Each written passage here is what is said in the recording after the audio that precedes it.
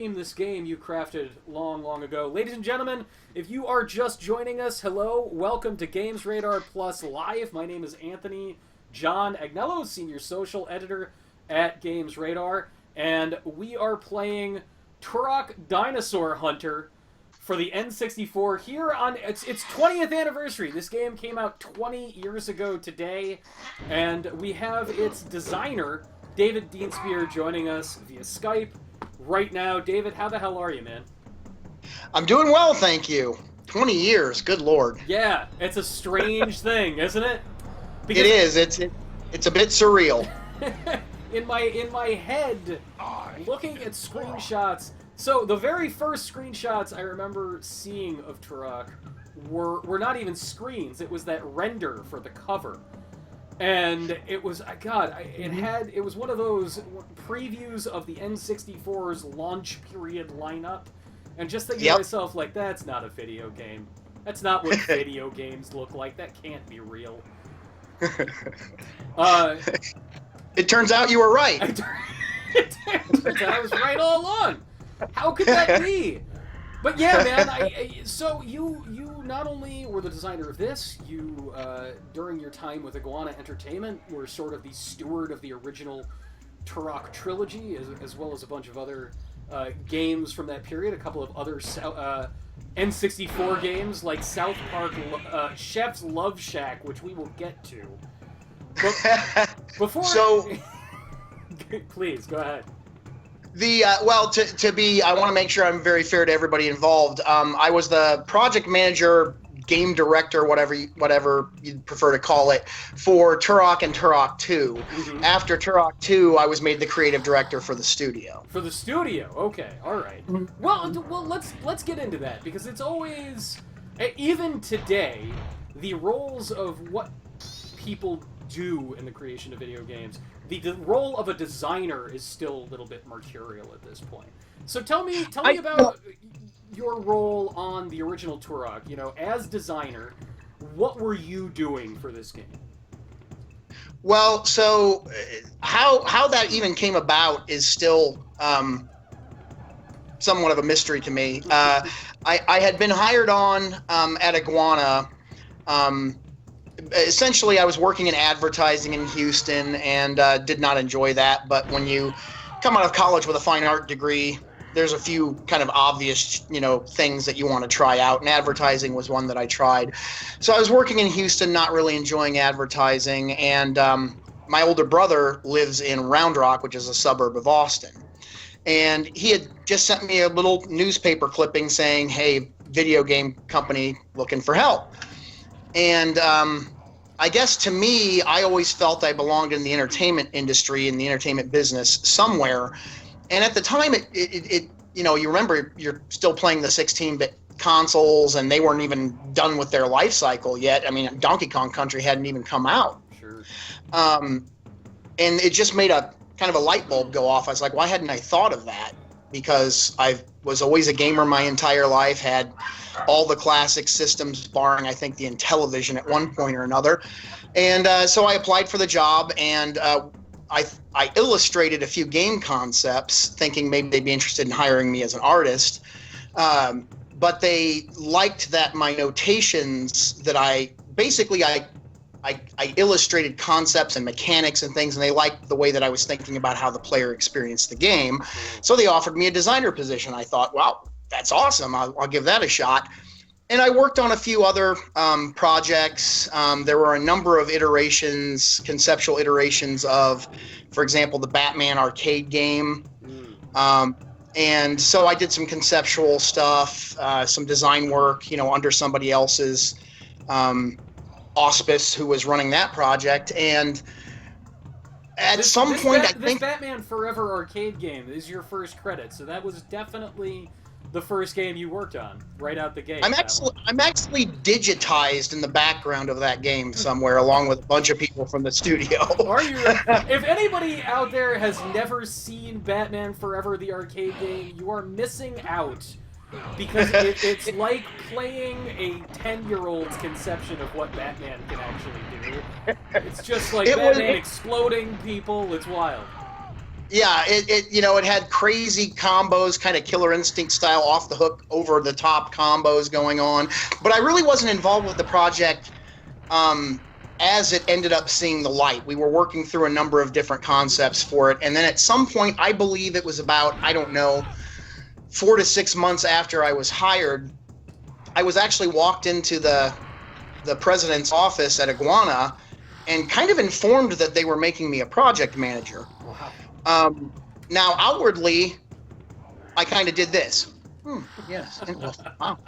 Inwardly, I was going, What?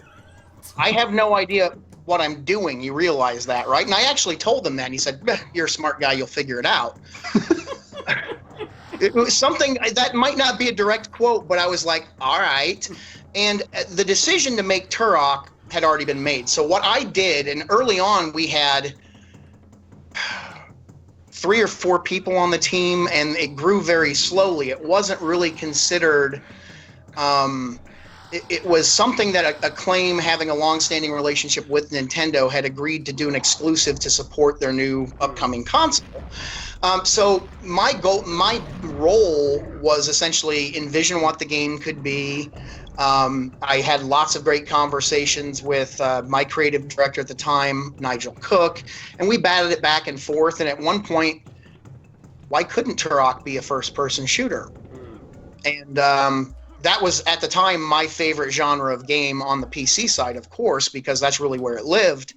And the more I thought about it and the more we talked about it, the more I thought that makes perfect sense, actually, for this character who I had read the Gold Key comics. I had read Turok. I was aware of Turok, but I don't think most mainstream gamers really had. Oh no, it was a strange thing to see that out there and be like, wow, like this old 1950s comic book series. Turok, to me, was the weird, really old comic sitting at the top of, the vintage shelf at the comic shop. Yeah, and they called dinosaurs things like honkers, I believe. Right, yes. Which we decided right out of the gate we were not going to do. I was like, honkers? That's a no. That was just one of those decisions that, that was collectively made and unanimously agreed on, which is not always easy when you're dealing with something as wide open as what could a game be, but it was just something we did not gravitate towards. So essentially, I guess my role became pitch the game, create, some sort of a cohesive vision of it, and there were a number of iterations. The final game was nothing like what I wrote. Because as time went on, and because we were just getting our 3D tools and tech running, doing something as ambitious as I had laid out, which is every creative person's been there, you see something huge and wondrous and what you hope will be a glorious thing, and then while all those things are possible and far more commonplace, I think now that the technology is something everybody's accustomed to and everybody's tools, suites of tools are far more robust than what we had to work with, the game became simpler and simpler. But essentially, I guess I would be what you would consider the director on a film or the executive producer on a film, or a combination of those two things. Sure. Yeah. To give you a long answer. No, I'm always fascinated to talk to anybody working in that period. There's a distinction to the creation of video games in the mid-90s as compared to the 80s, when your teams in the 1980s were never more than just a few people, right? You're looking at a team between 5 and 20 people max, and if it's 20 people, that's insane. That's the most complicated, Final Fantasy VI on Super Nintendo sort of endeavor. And then, in the shift to PlayStation and N64, you started to sort of see the kernel of the way video games are designed now start to take shape. But it was like a Wild West, And it was very seat of the pants when we started that game. I mean, I can't remember, for a long time we had myself, a lead artist, and 2 programmers working on that game. Wow. and then other people would come available off of other projects, and they would join on. But I believe the final team size for Turok, which really only kind of ballooned after it made its debut at E3, was I think 16 people, maybe 18. It was not a huge team. Man, so how with that group of people, especially when you're like, all right, well now it ramps up to 16 people when it's time to sort of get the thing off the finish line. What was your access to the technology like? I feel like Turok came out the very beginning of 1997, and there just weren't that many 3D games at the time. You did have things that were polygonal on PC, but they were still few and far between. Well, one of the coolest, I think, stories about, how Turok eventually, I guess, became what Turok became, and I guess people's perception of that is a personal thing, but it became a big deal, and that really only came about after it debuted. I'm sorry, guys, I want to make sure my phone is out of the way and is being quiet. When we debuted the game at E3, there was not really any expectation of it. Acclaim's E3 booth, I had one TV that we showed the game on the first day. And really what we showed up with was more of a tech demo than a real representation of the gameplay itself, but it showed what we knew to be special about it. We had motion captured characters in there. We were building and working very, very feverishly on, the sorts of more organic environments that we were wanting to make sure played a big role in the game. And what happened was, but what we did show up with, in addition to, in the motion capture, actually, I popped Turok in, I don't know, 6 months ago, just to reminisce. I'm still amazed at how good the motion looks on that game. Oh, the motion capture. Dave and I, right before we called you, I haven't played this game in 19 years, and the moment that I shot one of the enemies and he started staggering around as blood spurted from his neck, I was like, holy crap, This is 97! That's wild! The animation is so good! It looked fantastic. There was a lot of motion capture work that went into that game. So when we showed it, what we showed up with was kind of the meat and potatoes of here's what you can expect from some of the worlds, here's what you can expect from some of the polygonal enemies and their motion. But what really, I think, sold the game and made people get so excited about it is when we showed them what the weapons could do. What sort of end game we were going for with it, what sorts of, it really kind of connected some dots. So when I pulled the minigun out for the first time and mowed down, palm trees with it, all of a sudden there was a giant crowd around that game. And you're running around through an environment that really in no way was a finished portion of the game, but you're showing every component that is a finished component of the game, just in an unfinished kind of a setting that we needed to create to get on the floor. And then, of course, when we pulled out the nuke, that was it. People lost it. And suddenly, the next day, Turok was on a wall. And so that was, I think, when, because my creative director, members of the team, there were, I should say, impassioned conversations about whether or not going with a first-person shooter was a good decision. We always felt that it was, but when a game like Tomb Raider appears and suddenly you've got this third-person, 3D adventure game that becomes a big deal, you get some people going, uh-oh, maybe we should have gone a different direction. And we always felt, no, we picked a great direction. We picked that direction for very valid reasons, and we're going to stick to it. There were even debates, and about turning the dinosaurs to sprites because really they thought yes, not on the team level. Not on the team level, because some felt that in a screenshot a sprite looked more realistic, and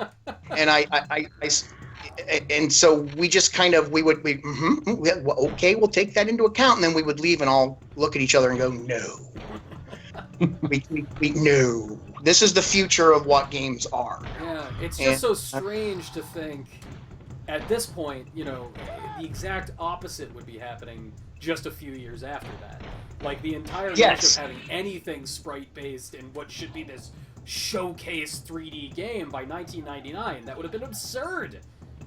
Well, at the time there was still, are we making remember Turok was risky on a number of levels. It was a relatively unknown property. Acclaim had acquired Valiant Comics, and so it had became Acclaim Comics. So they kind of picked one of their middle of the road performers in the comic book franchises that they had available to them.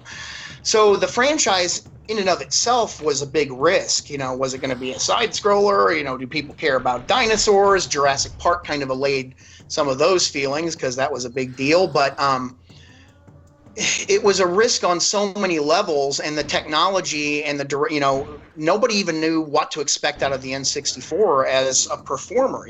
They're still using cartridges. Why would they do? That's madness. So there were a lot of questions that a lot of people had that now seem obvious, but at the time it was like, well, maybe it was a valid form of concern, but it was even risky going for an M-rated, and we never considered this game anything other than an M-rated game. Yeah. Or a Nintendo platform. We didn't know if Nintendo would allow it. And what happened as far as the development environment went was that initially I believe we had 2 SGI workstations. So, which are, for anybody that is unfamiliar, SGI workstations were very, very, very advanced technology and very, very rare technology at the time that he was talking about. They were, and to get what you needed to develop a 3D game for the N64 was not easy. So I believe we had 2. One sat in our lead programmer's office, which of course made sense. He needed to. And then the other was kind of in a common area. So when artists created art and they wanted to see what it looked like in Engine as they were developing it, they would literally have to go down and kind of, line up to take a look at their work. But after E3 and after the response the game got, lo and behold, they began to appear. And the game became more of a priority because I do believe that people saw it as an excellent means to show what the N64 was really capable of doing, and that Nintendo was not messing around with this generation of consoles, and to see a game like that running on a cartridge-based system, I think was flabbergasting to a lot of people. You were talking about how, you had sort of the initial conception of what Turok was going to be in your head as you conceived it, and the fact that, what it ended up being was very, very different.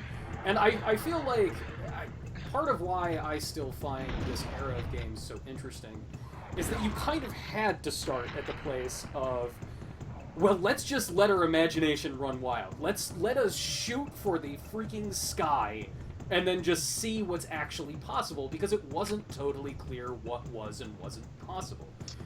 So, yep. What was your initial vision for this thing? What did Turok look like in your head the moment somebody said, you're the one who's in charge of making this from the ground up? Well, initially it ran, obviously when you start working on a comic franchise, you've got a lot of people that have spent years and years of their lives devoted to creating the comic character and the comic stories and things like that. So there were a lot more crossover elements in the comic books. In the comic books, there was some sort of a criminal organization whose name escapes me now. I want to say it had the word tigers in it, but I'm not sure. And the entire thing was a much more story-driven, event-driven, lots of scripted kind of centerpiece things. The stuff that you started seeing more and more as, 3D first-person shooters kind of began to evolve and bloom. So it had a lot larger environments. There were a number of places that I considered they weren't sandboxes really, but they were non-linear kind of unlock this and it unlocks those, almost like a choose your own text kind of a layout to the levels. So eventually you would get to the same conclusion, but you could make a few simple choices to kind of get there in a slightly different way without opening up the entire world to a sandbox. But as time went on, and when I first wrote which wasn't really a design document as much as it was I don't know, 140 pages of ideas, centered around something that was, and it had drawings and things like that. That was, it helped that my art background allowed me to lay things out in a way. By the way, I was never disappointed about not getting offered an art job at Iguana, because once you meet people that are better artists than you, you realize, yeah, they're better than me. But I possess the ability to really lay things out very clearly and fairly quickly on paper, so that people could kind of get where I was going conceptually, with elements of the gameplay that was easier to illustrate than it was to write, and so it was a huge, sprawling design. And remember, this is a guy who, this is what any creative endeavor is about. It is, the sky should always start out as the limit, and then as you gain experience and you start to really look into what it is you're trying to accomplish, what the resources you have available are in terms of people and skill sets and time, that's when you have to start drawing it in. So you kind of work from blue sky down to, a smaller, what you hope will be a gem kind of a thing that you can hold in your hands. And that's what Turok really was. And at the end of the day, it became a much more simple kind of level progression, get to the end of the game by going through each of the levels in turn. But, we did try to keep the layouts vast enough so that people never felt like they were literally just running down, 40 yards of corridor to get to the end. Sure. Which is a very interesting feat, because even going through these levels, and again, like, I haven't played any of this in 19 years myself, I still have that feeling where I'm like, all right, I need to remember where everything is. I need to remember where I'm going and how to get around here, because the impression of size is very significant, and it's interesting to have that effective of an illusion in what is still, a very experimental game. It's very funny, I feel like Turok and Turok 2 and Turok 3 have this reputation all these years later as just sort of being like oh, N64 and foggy draw distances and so on and so forth. But it's, people forget, like, this was experimental game design at one point. You guys were making something that was very, very strange. Oh, go ahead, please. No, finish your thought, please. I was just going to say, like, I want to know what you wanted to do that you found that you guys simply couldn't. Well, there were, and again, this was stuff that seems trivial now. There were a very large body of, for example, animations created that entwined characters together, enemies with enemies, and there were no NPCs in the game originally. There were tons of NPCs in the game on the conceptual phase. And we had lots of just crazy, over-the-top character-on-character animations and death animations and things that we were just never able to get them to work out right, not because it was technically beyond the guys on the team, but it was technically beyond the guys on the team to accomplish in the time we had, with lists that were growing and growing. Sure. We had giant brachiosaurs that were going to go marching through the treetop villages, and we had animations, I believe, of them, ripping tree branches off so they could eat. Those were all going to be stuff you could kill. It wasn't always just monkeys and little pigs and deer hopping through the forest. You could even shoot the fish with your bow and arrow. We wanted, we forced, I don't know why you would want to kill a brachiosaur. Apparently they're very nice. But in Turok, you basically wanted to kill everything. We wouldn't let people kill the monkey, though. That was... There's a bridge too far. No monkey killing. I don't really remember why that decision was made, other than like, oh, why would you want to kill? Of course you can kill a deer because you need sustenance, which was a source of power-ups. And, of course and I don't think you could kill the little birds that took off either, if I remember correctly, because you would flush little birds from the ground as you move through the levels. But the monkey, it just seemed mean. But but then of course, by the time, you get through another game and start thinking about other games, and you realize that people became obsessed with trying to shoot the monkey. They really did. There were people, I got that monkey. And I'm like, no, can't be done. Didn't get that. Don't think you can't, and that's the same guy saying they shot the duck hunt dog. Yeah. You didn't shoot the goddamn duck hunt dog. That's right. And why would you want to? I guess if you're a duck lover. But so there were a lot of these, there was big destruction planned and elements of the scenery and complicated stuff that now you would just go, and even 2-3 years after that game, you just chuckle that it was ever a barrier. But it was a barrier given the conditions that we were working under, and we put a lot of work into trying to get the character animations to line up. We just never really had a system to intertwine the characters. I mean, some of the best kills animations, we had raptors attacking the human enemies in the game, just jumping out of nowhere, and some of the animations that were created for that, I still haven't seen something that cool in a game. We just turned our animator loose and went, have fun. He's getting mauled by a raptor, and go. And they were fantastic. And the thing that was funny was we didn't have a system in place to connect the characters and make it play out correctly. So when you tried to set it up in the game, the guy would be doing his thing, and 20 feet away, the raptor would have slid over here, and he's doing his thing, and they're matched perfectly, but they're not connected. And they were fantastic, but there was just big dreams on every level: art stuff, design stuff, tech stuff that just couldn't be realized in the time we had with the resources available. So for you personally, when this game actually ships at the beginning of 1997, this is it. This is your first game as project manager. Did you have a moment where you thought to yourself, like, I can do this now? Like, I feel like I understand how to make a game, and I can do it again. Yes. I think we all did. The team was actually very inexperienced. The lead programmer on that game had never programmed a game. The lead artist on the game had never, I think most of our team, this was their first project. Wow. And we, of course, had assistance from more experienced guys, but everybody needed to draw on everybody's strengths and expertise in order to create, a finished product that we were all proud of. And so it was a very inexperienced. So yes, I learned a lot. And one would, the thing that I like to, impart upon people when I talk about making games is, even if you've been doing this forever, it doesn't get easy. It doesn't get easy.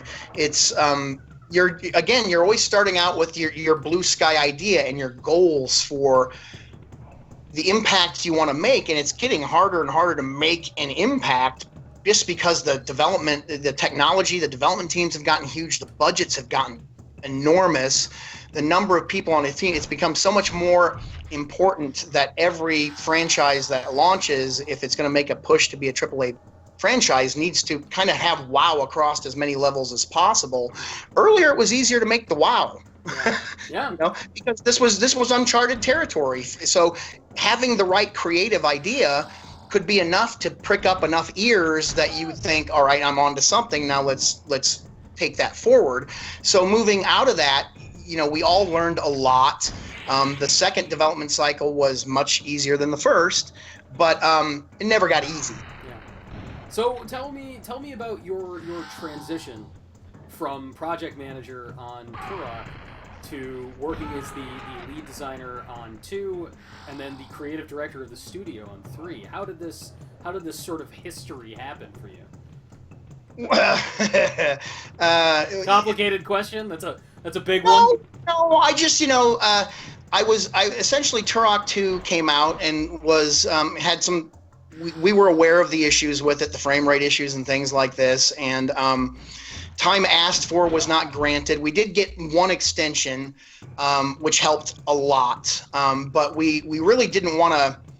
We really wanted to sort out some of these, and I knew how to fix some of the frame rate issues. Was just a matter of, pulling some of the levels apart, condensing them into smaller pieces, stitching those back together in a way that would be kind of out of the player's line of sight. But it takes a lot of time to do that, and I couldn't do it certainly by myself, and then there would be other issues that would be created by that would have to be dealt with. Well, correct me if I'm Turok wrong, you shipped this game in just a year, right? Like, Turok 1 came out, and 2 was out even 18 months later? I think it was 18 months. Yeah, jeez. I would actually have to Google that to be sure. It's been a long time, but it might have been even 2 years. I don't recall. It didn't seem like 2 years if it was that long. I'm sure somebody who's listening to this will go, I can tell you right now. Right. But the development, we had the benefit of having our heads wrapped around the tech. So there were technical steps that could be taken immediately that we just, soft skinning the enemies, for example. Turok 2 had it, Turok 1 didn't. Was it because it was beyond our programming team's abilities? No, it's because they all had too much to do and not enough time to do it all in. So Turok 2 was able to kind of launch out of the gate with on a lot more solid ground.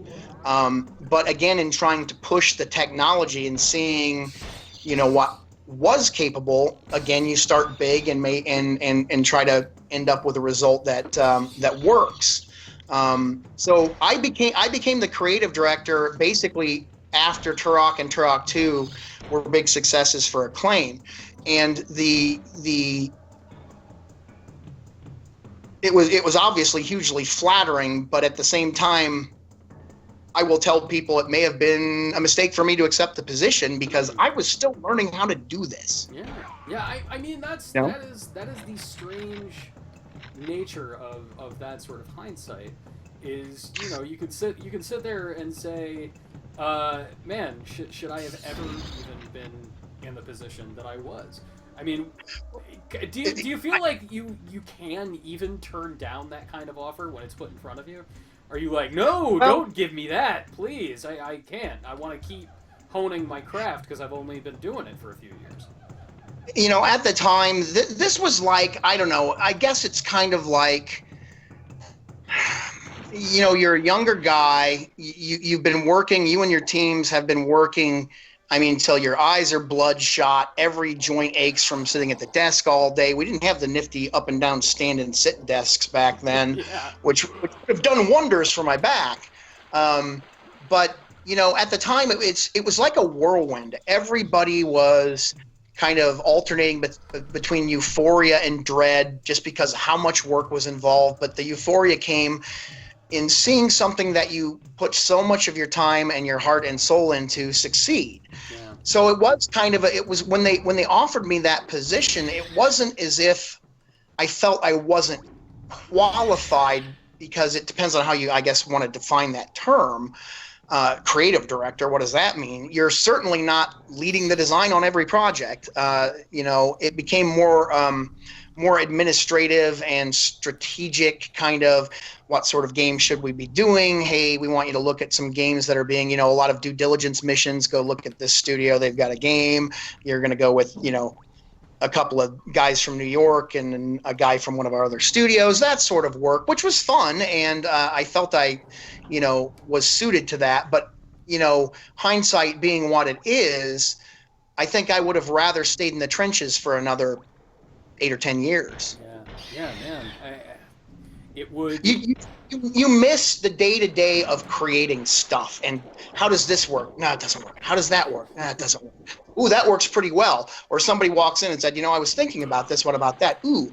And it's not as if in that position, I wasn't doing the same thing, but, it was not my purview to manage the hour-to-hour, day-to-day of those projects. Sure. And I mean, like, that's the nightmare of any industry, like, that's not distinct to video games. It's you go in and you think to yourself, like, I am here to do this thing. I want to make stuff. Not like you're talking to a toddler.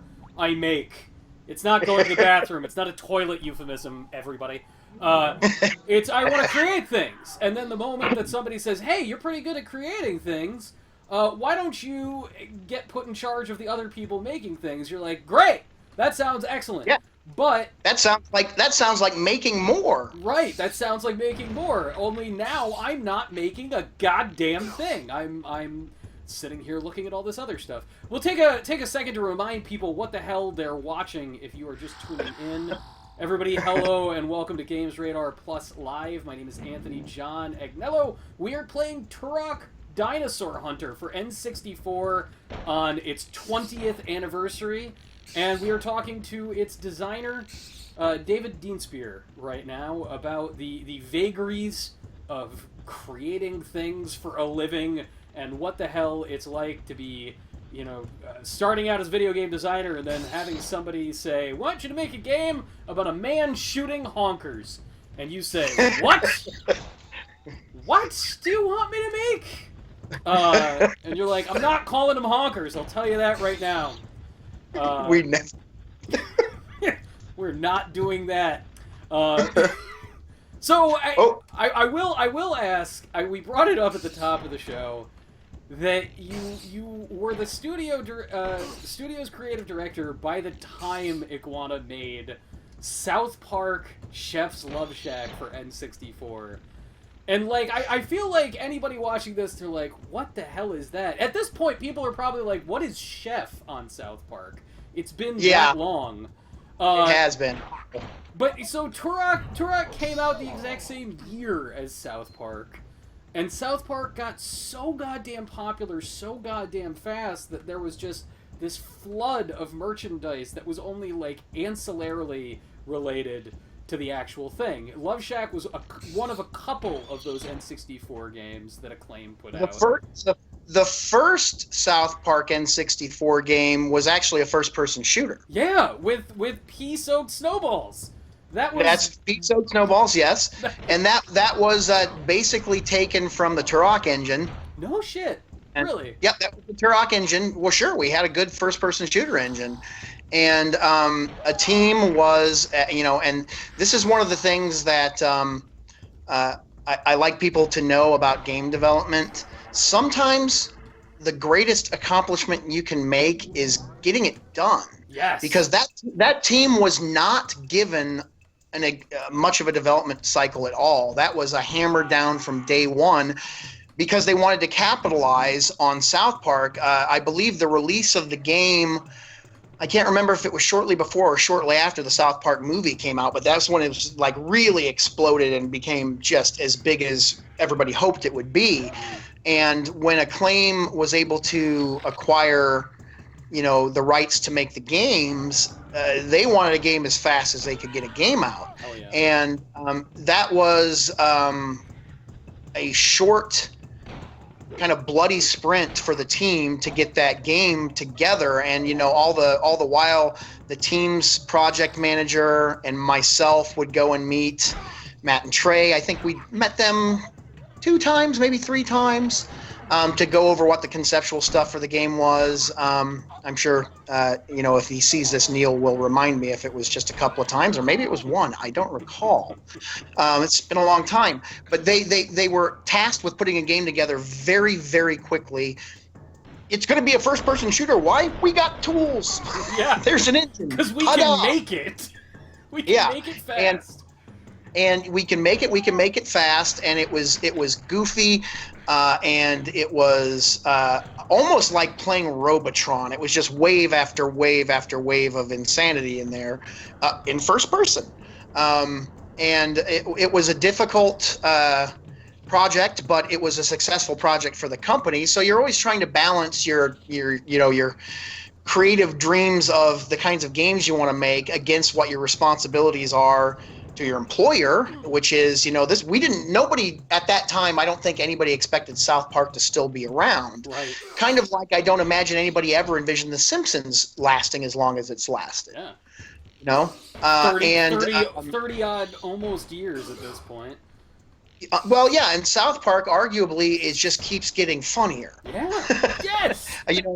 It's hilarious. It's just hilarious. And so, that project, and then Chef's Love Shack. Of course, this became kind of a Gatling gun. South Park game, South Park game, South Park game, South Park game. You had to. They were getting them out there. So the the Austin studio that I was working at did two. They did the first South Park game and Chef's Love Shack, which was obviously very, very different.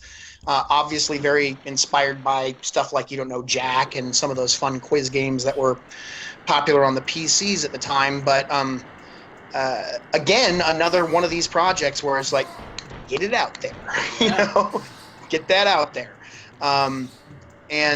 We had to find a writer who could write the sorts of trivia questions we wanted, and I was just fortunate enough to know a really funny guy who worked as a copywriter in the ad business. Ta-da, yay networking. Yeah.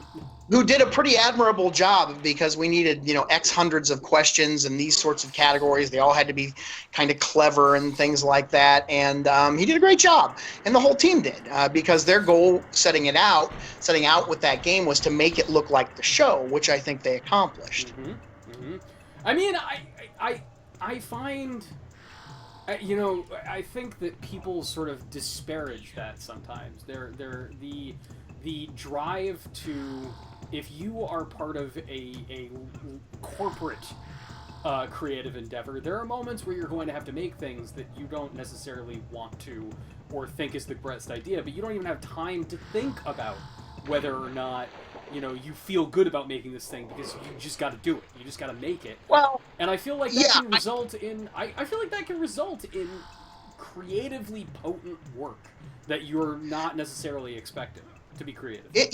See, now that's what I would like to say. First of all, I want to make sure that nobody thinks I'm putting words in the mouths of any of the guys that were involved in these projects. They were hard projects. But yeah, you're exactly right. It is interesting to see what kind of invention is kind of gets squeezed out of you out of necessity when you want to create something. Nobody just goes, well, I guess I'll come in and right. Nobody wants to make shit.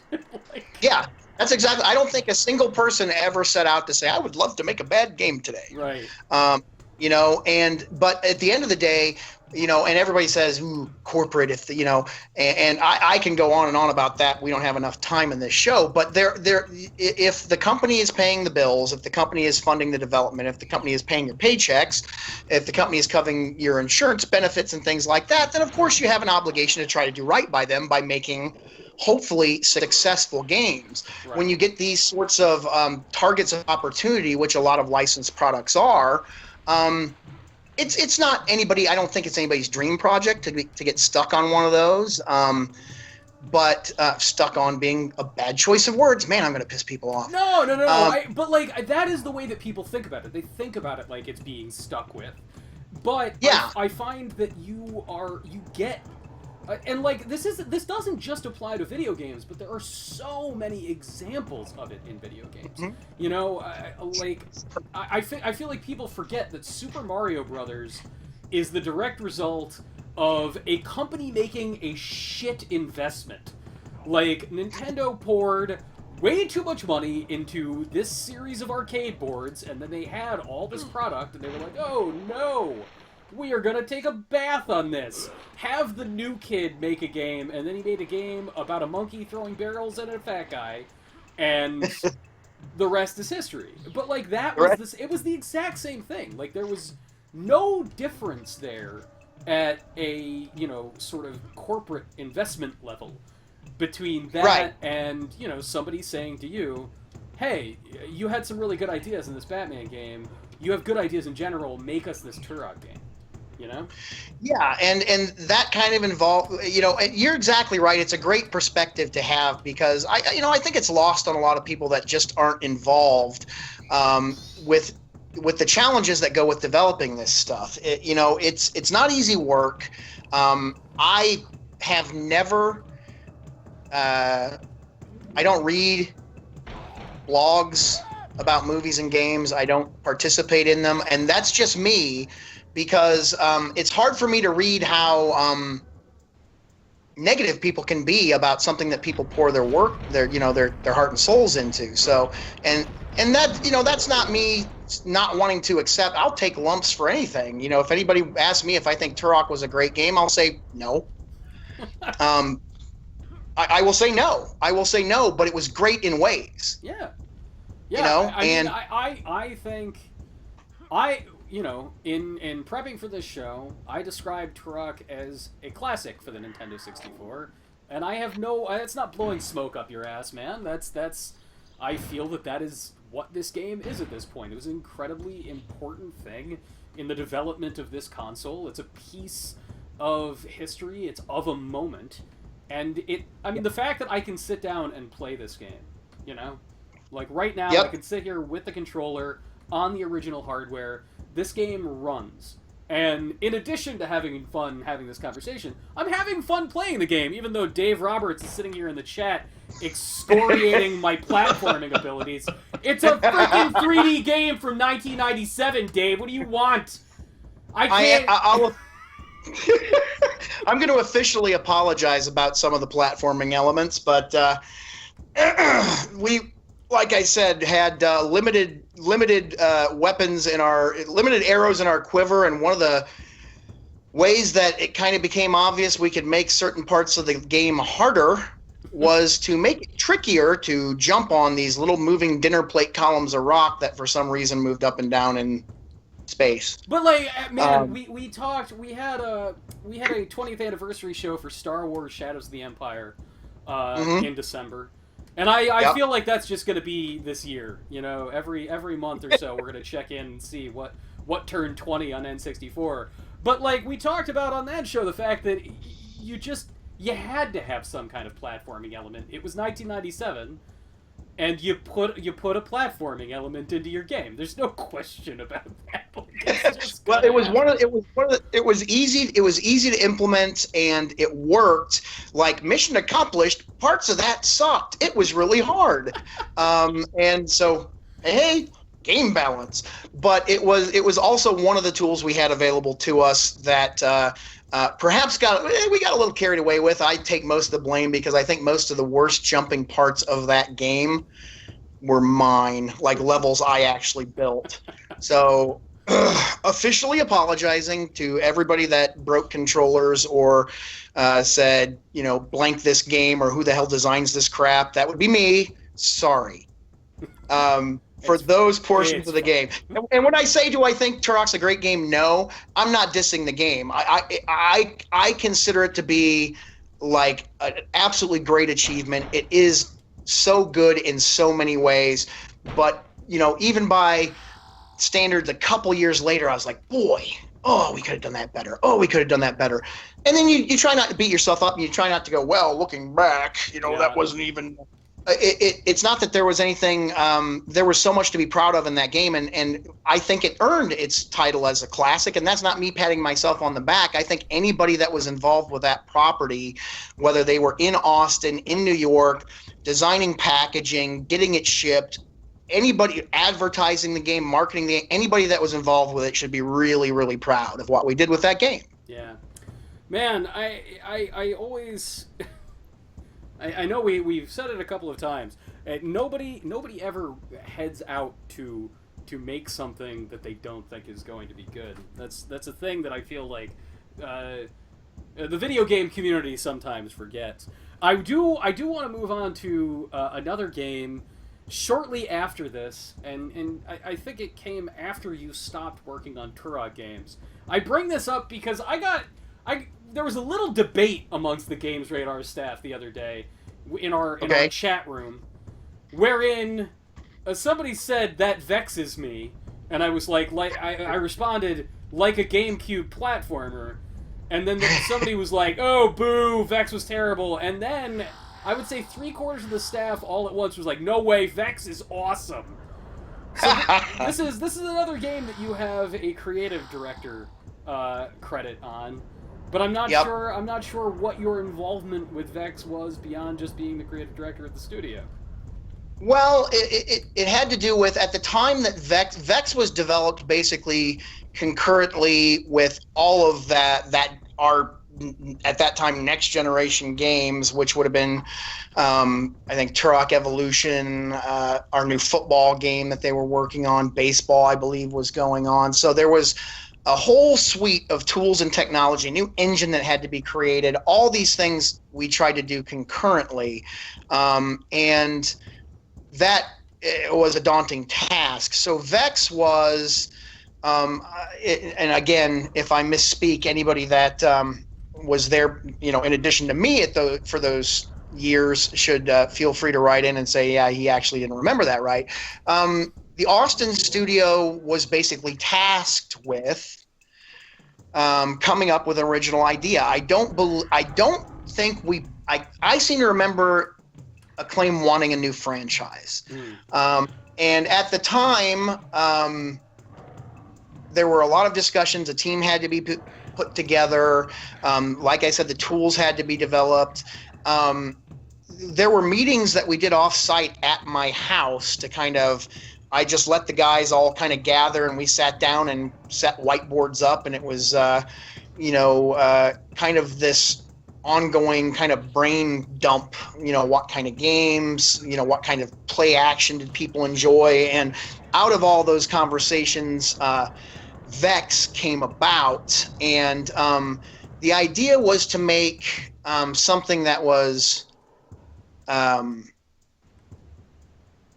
what we felt a next generation, or at the time the thinking was a next generation platformer could be, in terms of the types of worlds, some of the play ideas, the climbing, his gauntlet hands that he had. Yeah. The story was not put together. By me. The villain, actually, I believe, was one of the guys that had come out of QA, and it's going to bug me that I can't remember who it was, and they're gonna probably comment that was so and so. Why can't I remember who it was?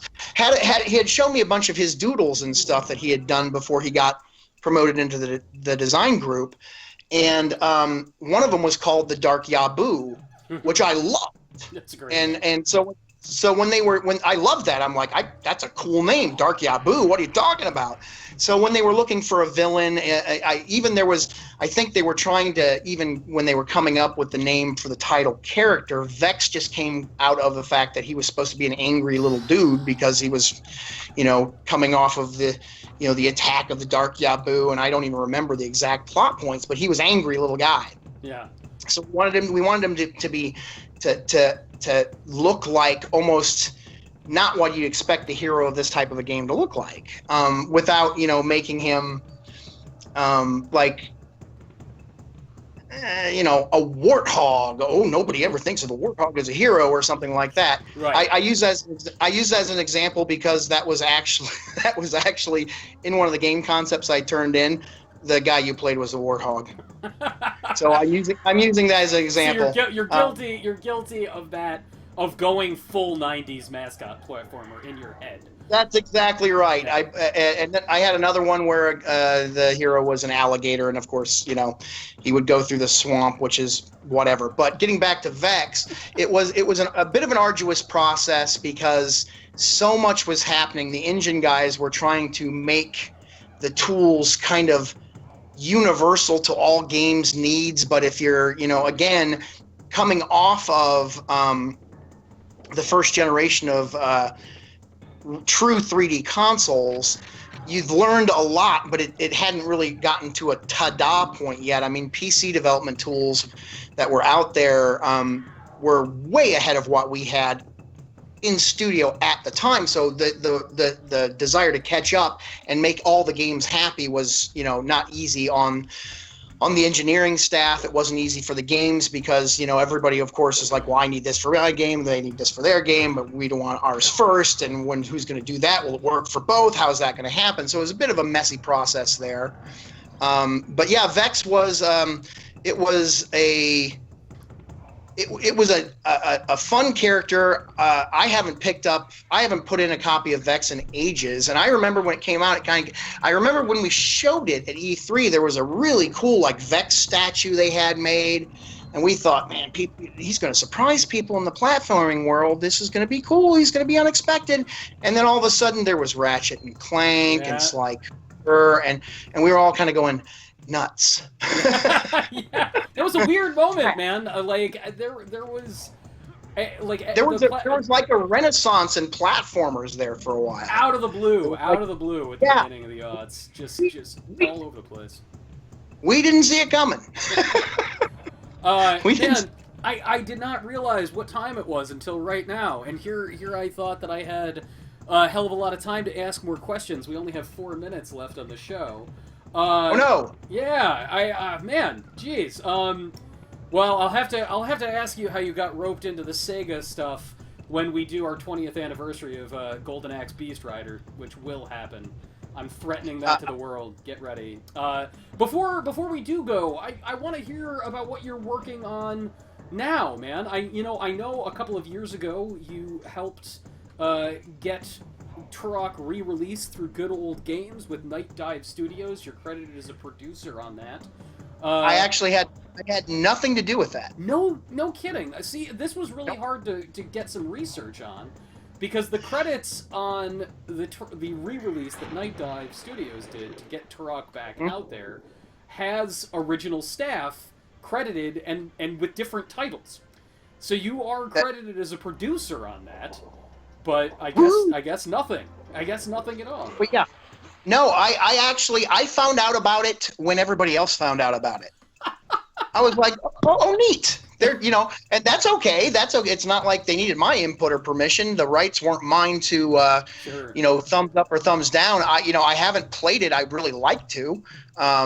So, I'd be really interested to see how, I've watched a few videos, but I learned about it at the same time everybody else did. So I imagine what they did, and this is just me speculating, is that they had to acknowledge the original team because it is still the original game. Sure. But since the roles to make the original game didn't involve the newer version, the conversions that they did, the graphical enhancements and stuff like that they did, they probably changed what those titles were to reflect what maybe they thought was more accurate on this release of the game. I don't know. Yeah, I'm sure that there was a lawyer saying, here are the titles that are appropriate for crediting Sure. these people. So what? And it's one of those things. Just like the talk we're having, it's one of those things. To see that even happen at all is, it's just like, wow! It was 20 years ago, and somebody still wants to play that game. Yeah. That's great. Yeah, That's so cool. Well, Dave Roberts has to listen to me have this conversation every single week in our editorial meeting, where somebody says, stop doing nostalgia pieces. I'm like, they're not nostalgia pieces. These things are relevant. History is a living, breathing thing, damn it. That's right. I agree with you. So I know that you are in Omaha these days. Yes. That is correct. You're in Omaha, and you do some concert production, concert promotion stuff. Where can people find your work these days? Well, so I do some. I work as a booking agent, a little bit of promotion stuff for a few bands around town. It's not, mind blowing. I just started working with a new tribute band, which it looks like it's going to, do great things. It's a way to. I love the entertainment business. I love music. I love art. I love games. I love television. I love films. I love all that stuff. So I decided after many years to, take a little bit of a break. Then I got hit with some health issues. I got diagnosed with multiple sclerosis. Had to have a knee replaced. My back has given out on me. It's terrible. So I decided, I'm just gonna kind of change directions here for a while, and so I've just been working with live music around the Omaha area for the past few years. Man, it's a vibrant scene too. I was a Saddle Creek brat in my college years back in the early aughts. So the Omaha concert scene has just always been so robust. Man, I don't even know if he still exists, but there was a guy who kept a local music blog for Omaha called LazyEye.com that was just one of the best ways to find out about weird music, because people forget that local music can be the best stuff you've ever heard. It doesn't need to automatically be on Spotify for it to be special. That Omaha stuff is great.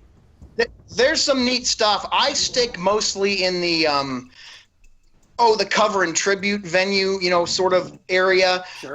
It's something I'm very comfortable with. I don't know that a musician, a true talented musician, would say, that David guy, he made Turok. He's got what I need to take my act to the next level.